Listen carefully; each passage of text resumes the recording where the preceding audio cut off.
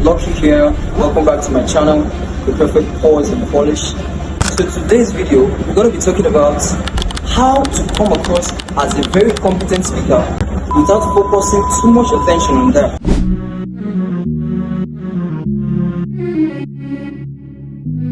The mistakes most speakers often make is that when they get scheduled for a talk or they have a talk or an address coming up, they get to focus so much energy and attention on trying to sound and come across as very competent. But in this video, I'm going to show you how to come across and to be perceived as a very competent speaker without focusing so much energy on that. So without further ado, jump right in. Now, the major sources of confusion in how people think about speaking is that default setting of thinking. Human beings, by our very nature, are different. And this comes from genetics, comes from social programming, the way we've been raised up. So by consequence, every single speaker on the planet is different. And so does the topic we talk about. But there is one thing that all great talks and all great speakers have in common. And I want to share that with you. Your single most important task as a speaker is to transfer into your listener's mind an extraordinary gift I call an idea. Now, what is an idea? You could think of it as a pattern of information that helps you navigate and interact with the world. Now, ideas come in all shapes and sizes, from the complex analytical ideas to the simple and basic ones. And the truth is, as a human being, your mind is teeming with ideas. Various ideas come together and they form a very complex structure we call your worldview. Right? Just the same way a human being is a bag of cells, and various cells come together to mesh to form a complex structure we call a human being. It's the same for your brain's operating system. Various ideas come together, and not just randomly, but they are carefully linked together and they form a complex structure we will refer to as your worldview. Let's say, for instance, I see a burning fire right here. Right? My worldview and how I interpret that will be different from that of an 11-month-old baby. If I put my hand, it's going to burn me. So what do? I react with fear, so I stay away. But an 11-month-old baby sees fire, he's excited, yellow. So he reacts with excitement, he moves closer, puts his hand, and he gets burnt. He starts crying. So with this example, it's pretty obvious how important the ideas that make up your worldview are. You need them to be as reliable and accurate as possible. Now, different people's worldview vary dramatically. I'll give you an instance. How do you react when you see this? With love? With sorrow and negative emotions? The truth is, whatever your answer or your response is, there is somebody somewhere in the world who would react differently. Let's say, for instance, a lady who is in a romantic relationship and she's gotten this 5 times already this year. Obviously, when she sees this, her worldview says love, positive emotions, right? But let's say there's somebody else who has lost a loved one 4 times in the last 3 years. When they get to see this, their worldview reacts with sorrow, pain, and all the negative emotions, right? The same thing was presented to them, but different worldviews and different interpretation. Here are 5 tips that will help you to achieve that aim. Number 1, limit your talk to just a singular idea.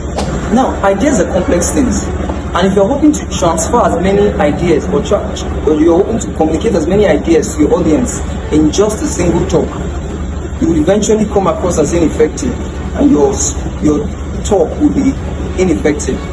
So what you have to do is slash down your talk and limit your talk to just a singular idea. When you do this, give yourself the chance to explain, give proper examples and put things in context. And that way you stand a greater chance of being able to transfer this beautiful idea that you have into the mind of your listeners. Number 2, create a disconnect in the mind of your listeners. Now, when I say create a disconnect, I mean give them a reason to care. Now, if you're talking to an audience, you have to first get their permission to welcome you in. And how do you do this? You do it by asking intriguing and provocative questions that sparks their curiosity and leaves them seeking for answers. Right? I'll give an instance. I was once in a teaching meeting, right? And the teacher, the speaker, was trying to convince us that in Genesis there was no tree and that there was no apple or fruit. This was very difficult for me to accept because all my life I've always believed that there was a tree in the Garden of Eden. Eve ate of the tree, she gave to Adam, Adam ate, and he fell. But he was able to convince me and give me a different worldview that there was no tree or fruit in that garden. And how did he do this? He started out by asking some very intriguing and provocative questions. He asked, if I ask you to show me your family tree, do you show me a physical tree or you start explaining your family genealogy? Whoa! That created a disconnect in my mind. He also asked, he said, if you see a dear friend of yours being lied to by somebody, then later you call your friend aside and you tell him you were just swallowing everything that guy was saying. Don't you know he was lying? When you say that to your friend, do you mean he was swallowing anything physically? Of course, no. You just was trying to tell him that he was swallowing a wrong information and believing it to be true. So with these intriguing questions, he was able to create a disconnect in our mind, and we welcomed him in, and he started building his ideas. He started saying stuff like, oh, the Bible is a literature, and just like every other literary book in the world, it contains figures of speech. So when the Bible says the tree of knowledge of good and evil, it wasn't actually referring to a tree, it was referring to a body of knowledge that is both good and evil.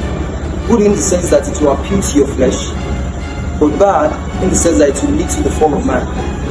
So this is the same thing you have to do as a speaker. Create a disconnect in the mind of your listeners by asking intriguing and provocative questions that will leave them curious and seeking for answers. And I'll tell you this for free. The minute you're able to create a disconnect in the mind of your listeners, they will feel the need to fill that knowledge gap. Number 3, be part and parcel of your idea. Let the ideas that you're about to share be one with you. Make sure you are fully absorbed and digested the singular idea that you want to share. As a matter of fact, if you have a talk to make for 3 minutes, make sure all you have to say about that singular idea can cover for a 3-hour talk. So prepare as much as possible and make sure you are one with that idea. Because if not, your audience will see right through you and you wouldn't gain their confidence, and it will be difficult for you to build your idea in their minds. Number 4, build your ideas piece by piece with phrases and concepts that your audience are already familiar with. If you're trying to talk to children and you're using big terminologies that some adults will not even relate to, obviously you know you'll be wasting your time and you will lose them. So what you have to do is know where your audience are, start from there, build your ideas piece by piece. Let's say you are a high-level medical professional and you are to speak to old market women about community and family health. You can't start using big medical terms. If you do that, you would have been able to deliver a talk, but no idea transferred, because you were using terms and terminologies that your audience were not familiar with. So know your audience, start from where they are, and build your ideas piece by piece. Then number 5 and the last, make sure your ideas are worth sharing. Now by this I mean, ask yourself a simple question. This idea, who does it benefit? If you ask yourself sincerely and the answer is you, your cause, your organization, just you, then I'm afraid to say that idea is better not to share, because your audience will see right through that.